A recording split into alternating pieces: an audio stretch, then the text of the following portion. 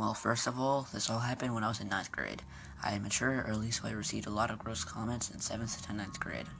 This made me lose confidence in myself. So instead of being very sociable and outgoing, like I used to be, I was shy and awkward. I had zero friends, literally zero. So teachers often came up to me and asked me if I was lonely and just showed interest in me because I seemed depressed or whatever. My teacher's name was Mr. Z. He had the creepiest blue eyes and his smile was even creepier.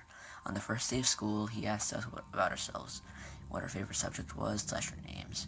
But he always called on me even though I never raised my hand. When he asked me, I would speak quietly because everyone stared at me and it made him laugh. He used to call me my name and good heart. Towards the middle of the year, I noticed that he showed me a lot of favoritism. If he took away our privileges to go to the bathroom, he would say something like, "Take this to the office," and then whisper, "Go to the restroom if you have to." When we received our progress reports, I would have A's on assignments I had never done. I never told anyone about this because English was a class I had to pass in order to graduate. As the school year went on, I started to realize that he never looked at me in the eyes. He would stare at my chest, then my legs, at the floor, etc. But when he did look at me, he barely blinked, which made me look away instead. It was very awkward. When I first noticed him blatantly staring at my chest, I didn't think much of it at the time because I'm not very blessed in the chest, so guys usually look at my butt instead. I just figured there was something on my shirt the first few times. Towards the end of the year, he started asking me to come to his room during lunch so I could help him grade. When I came to his room, he'd have a movie on and we'd watch that for my lunch. He didn't have to teach a class after, so he let me skip to my class afterwards. One thing I noticed right away was that there was sex scenes in every movie we'd watch. He'd ask me if I wanted to skip, and I'd shrug because I wanted to act mature. It started to happen every day. We'd watch a movie every day, which all had very awkward sex scenes. At the end of the school year, we watched our last movie, and this time the scene was very long and very detailed and very awkward. He put his hand on my leg gently and laughed. "It'll be over soon." He kept his hand on my leg for the whole time.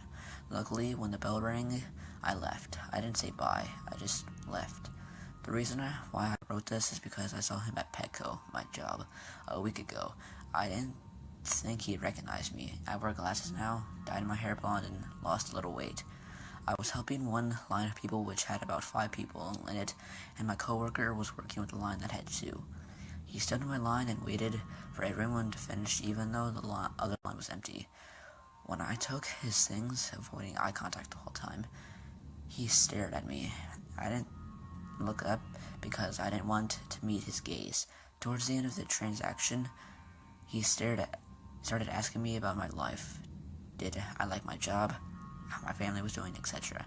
I just gave him short, simple answers while he drilled a hole into my face with his eyes. After we were finished, he smiled and said, "I'll be back again, good heart." After freshman year, he was no longer a teacher at my school. I never found out why. I'll preface this by saying that I'm now 25 years old and was 16 when this started happening. It was 2006 in Knoxville, Tennessee, and we had a new English teacher. Her full name was Erin McLean. She didn't seem too odd at first, but as my junior year went on, she changed. She started showing up in short skirts and revealing tops and became very flirtatious with the guys in my class. One of them was a senior named Sean Powell, whom she was especially flirty with. I'll be honest, me being a 16/17-year-old boy and having a 20-something teacher hit on us seemed very sexy to me at the time, but I wasn't quite aware of the consequences this would bring. Sometime in late 2006, I believe Sean dropped out after his grades plummeted. Since he was 18, he had all say in the matter as a legal adult.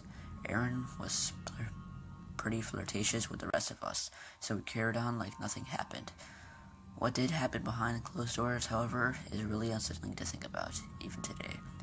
Sean moved into a small shed-like building where Erin's husband, his name is Eric, band practiced. Her husband, being the nice guy he was, let him stay. After some time, however, Erin and Sean had a developing relationship which quickly became sexual.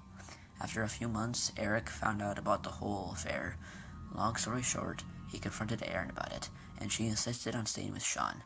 Her husband was completely devastated, but tried hard for his kids to keep on smiling.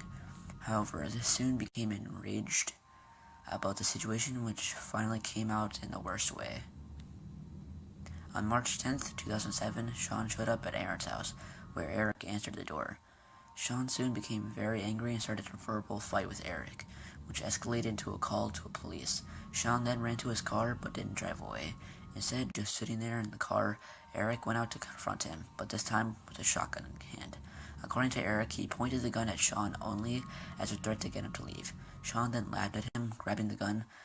He was reportedly drunk and accidentally pulling the trigger in his face. Aaron made a call to police after finding the scene, and cops arrested Eric. Eric was eventually sentenced to 90 days after being found guilty of a lesser-known unknown charge.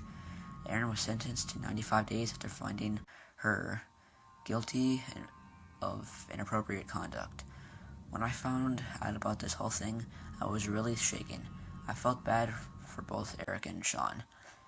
They were both innocent, in my opinion. And I feel they were really under Aaron's control.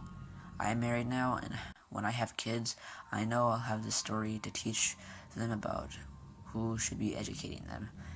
It's really scary to think what could have happened to them.